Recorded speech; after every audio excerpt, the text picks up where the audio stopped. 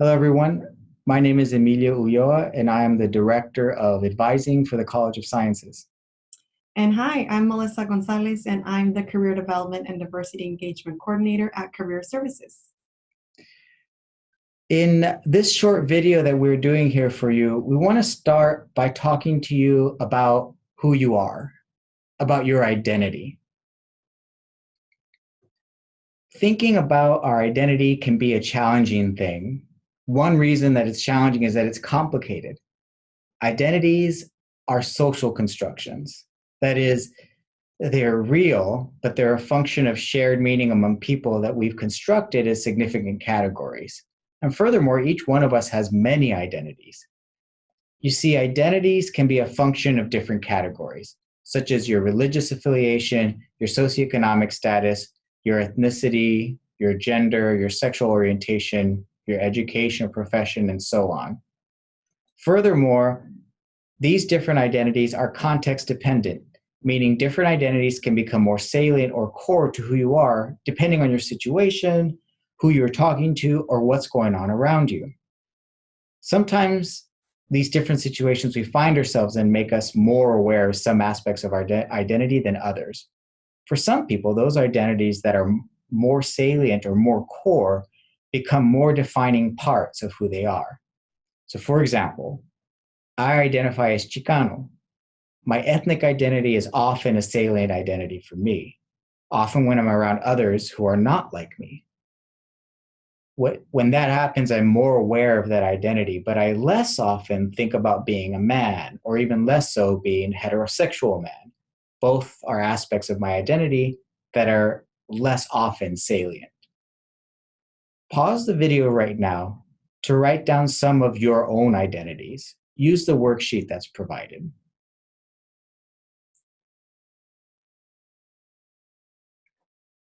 Great. Now that you've jotted down some of your identities, let's return to the concept of identity and saliency. Sometimes when aspects of our identities become salient, it can be anxiety provoking. It can make us feel uncomfortable or make us feel less than. But other times, activating our different identities can provide benefits. There are places and social situations where identities are not threatening or anxiety provoking. And we do well to seek out these places because in these cases, the opposite can be true.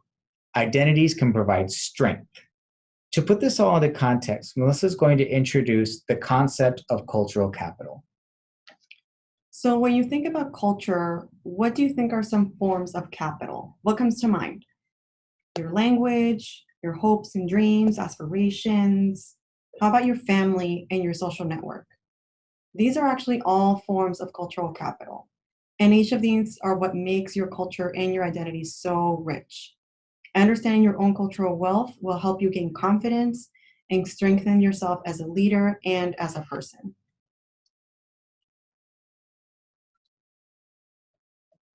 So let's go ahead and start defining some of these. So the first one, aspirational capital, is when you start thinking about your hopes, your dreams, your goals, all of these things that we look forward to are what helps us build resilience, and it's what keeps us going. So this is actually a strength. Next, we have linguistic. So your own language can actually be a strength. Those who speak other languages or even a variation of their own language helps them acquire intellectual and social skills. We learn how to perceive the world from a different lens, and in doing so, it helps us more effectively communicate with different kinds of people. Storytelling, parables, proverbs all require memorization, attention to detail, and even comedic timing and facial expressions. Some of us can remember the stories that our grandparents have shared with us. Think about their facial expressions, the dramatic pauses, and the change in their tone and pitch. Next, we have familial and social capital. Some of us have been able to build some strong connections to our family, friends, and community resources. These groups become our support system. As we are striving to reach our goals, our family and friends are the ones we turn to for support.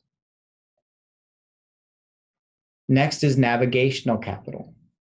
Navigating large social systems, such as an educational system, can be difficult. Having someone to teach you how to navigate that large system or teach you strategies for navigating that system can make a huge difference. Last, we have resistance skills. So those who have experienced inequality have actually been able to build resistance skills by speaking up and asking questions or sharing concerns are all ways of resistance. So here's a visual of what the model looks like. All of these are forms of capital that contribute to community cultural wealth. So here's my own example of my cultural wealth that I bring. And so if we start at the top left with aspirational, my hopes and dreams were to earn a graduate degree and obtain a career working with students. And even though as a first generation college student, that wasn't something, my parents they didn't have that experience. They actually instilled in me the importance of reaching higher.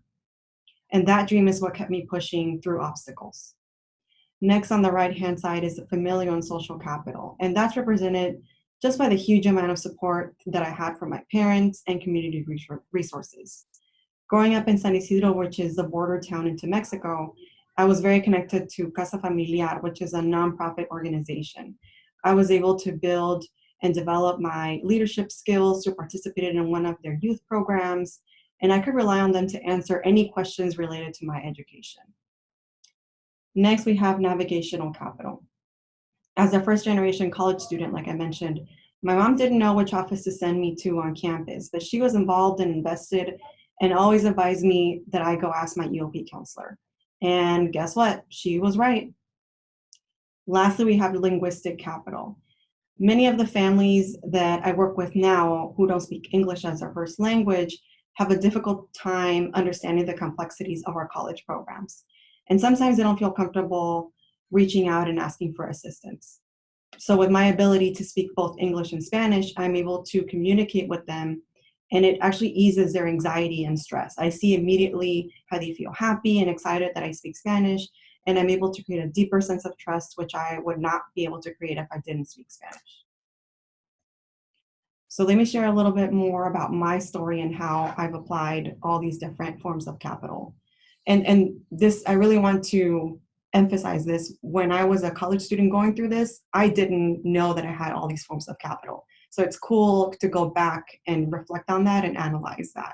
So as a first generation college student, I just had a lot of pressure to do well and to succeed, not just from my parents, but from cousins, and just the whole family was counting on me. So right before going into my master's program, I applied to a summer job on campus and I didn't get it. And I felt like a failure, and I thought, oh my gosh, what's my family gonna think? My friends, the people that I know at Casa Familiar, this is just terrible, right? But so after that, I used my familial and social capital to really lean on them for support, and reminding myself of my hopes and dreams to get me through that tough time. And then I actually got an opportunity with Student Life and Leadership, where I helped start all those commuter programs that you are now a part of and benefiting from through that connection that I had with Casa Familiar, and there was a huge collaboration that started, and I was able to be part of that initiative. So thank you for listening, and we want you to be ready to discuss more in class about your own cultural wealth.